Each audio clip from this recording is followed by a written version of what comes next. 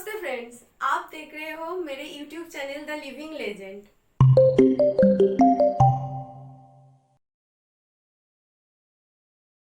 वहाँ पर रासबिहारी बोस ने नाकामुराया बेकरी के मालिक आयोजी सोमा और कोको सोमा की लड़की से शादी की थी, जिसके वजह से वो सन 1923 में जापान के नागरिक बन गए थे और वहाँ पर वो पत्रकार और लेखक बनकर रहने लगे थे। जापान में उन्होंने भारत की स्वादिष्ट करी की बहुत ही मशहूर कर दिया था।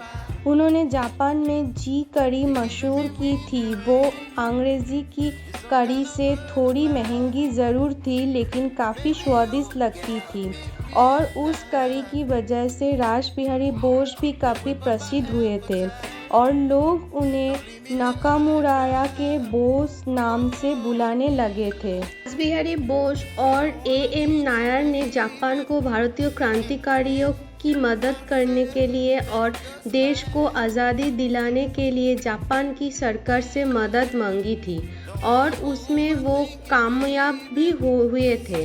रासबिहारी बोस ने टोक्यो में 28-30 मार्च 1942 के दौरान एक सम्मेलन आयोजित किया था और उसमें उन्होंने इंडियन इंडिपेंडेंस लीग बनाने का फैसला लिया था। सम्मेलन में उन्होंने देश को आज़ादी दिलाने के लिए एक विशाल सेना बनाने का फैसला लिया था। 22 जून 1942 को उन्होंने लीग का दूसरा सम्मेलन बैंकॉक में आयोजित किया था। उस सम्मेलन में सुभाष चंद्र बोस को बुलाने का और उन्हें लीग का अध्यक्ष बनाने का फैसला किया गया था। जिन भारतीय सैनिकों को मलाया और बर्मा में जापान ने कैद कर रखा था, उन्होंने इंडियन इंडिपेंडेंस लीग में शामिल होने के लिए प्रेरित किया गया था और बाद में वो सभी कैदी इंडियन नेशनल आर्मी के सैनिक बन चुके थे, जिसकी स्थापना 1 सितंबर 1942 को की गई थी। आज़ाद हिंद सेना की झंडे का चुनाव रासबिहारी बोस ने ही किया था और बाद में उन्होंने उसे सुभाष चंद्र बोस को सौंप दिया था। INA के सारे अधिकार उन्होंने सुभाष चंद्र बोस को सौंप दिए थे, लेकिन उनके संगठन की रचना पहले जैसी थी।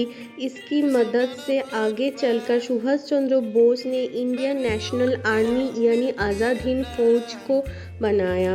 उनकी मौत होने से पहले जापान की सरकार ने उन्हें ऑर्डर ऑफ राइजिंग सन दूसरी ग्रेड पुरस्कार देकर सम्मानित किया था। 1980 में जब शिंजुकू शहर में रासबिहारी बोस तोशिकी सोमा के घर में छिपने की कोशिश कर रहे थे, तब उनकी तोशिकी सोमा से पहली बार मुलाकात हुई थी। तोशिकी सोमा आईजी सोमा और कोकी सोमा की बेटी थी। उनकी टोक्यो में एक बहुत ही बड़ी बेकरी थी और वो एशिया के लोगों के बहुत बड़े समर्थक थे। जब वो तोशिकी सोमा से मिली थी तो उस वक्त वो भगोड़ा थे, क्योंकि अंग्रेज सरकार उन्हें जापान में भी ढूंढने के लिए कोशिश कर रही थी। जब वो उनके घर में छिपकर बैठे थे, उस वक्त उनकी किसी से भी बात नहीं हुई थी। लेकिन सन 1916 में उन्होंने सोमा परिवार के सभी लोगों को खुद के घर पर बुलाया था, क्योंकि उन्होंने ही रासबिहारी बोस को उनके बुरे वक्त में मदद की थी। लेकिन जापान में भी सभी लोग उन्हें शक की नज़र से देखते थे, क्योंकि वहाँ पर सभी लोग जापानी थे और रासबिहारी बोस भारतीय होने की वजह से सभी लोग समझ जाते थे कि वो जापानी नहीं।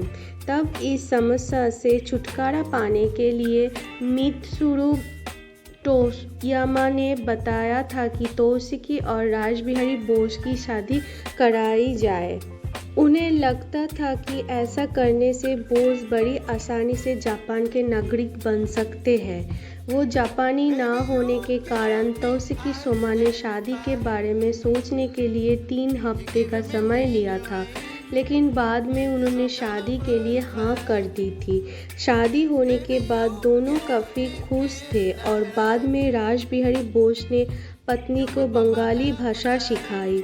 उन्होंने उन्हें साड़ी पहनना भी सिखाया। सन 1923 में बोस जापान के नागरिक बन गए थे, लेकिन उसके बाद में तौशिकी की तबीयत ठीक नहीं रहती थी और उनकी हालत धीरे धीरे और भी खराब हो रही थी, जिसकी वजह से सन 1924 में उनकी मृत्यु हो गई।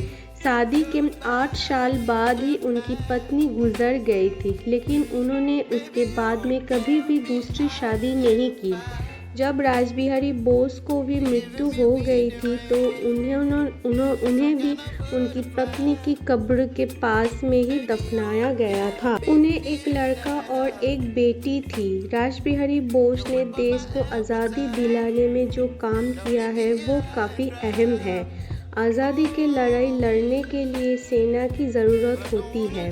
जब उन्हें अंग्रेज़ों की ताकत का एहसास हुआ तो उन्हें लगा कि अंग्रेज़ों की सेना का मुकाबला करने के लिए अपने देश को भी एक शक्तिशाली सेना होनी चाहिए, और इसी वजह से ही उन्होंने बड़ी संख्या में खुद की सेना खड़ी की थी। उस समय ऐसा कोई सोच भी नहीं सकता था कि देश गुलामी में होने के बाद भी खुद की सेना बना सकता है, और ये मुश्किल काम रासबिहारी बोस ने बड़ी चतुराई से कर दिखाया था। सेना के अलावा भी उन्होंने गदर संगठन की स्थापना की थी, और इस संगठन ने भी देश की लड़ाई में महत्वपूर्ण योगदान दिया। तो आज के लिए इतना ही। मैं फिर से आऊंगी आपके पास एक सुंदर कहानी के साथ। Thank you. प्लीज फ्रेंड्स, मेरे वीडियो को देखिए, लाइक कीजिए और सब्सक्राइब कीजिए, और कमेंट पे बताइए आप कौन सी लेजेंड के बारे में सुनना चाहते हैं।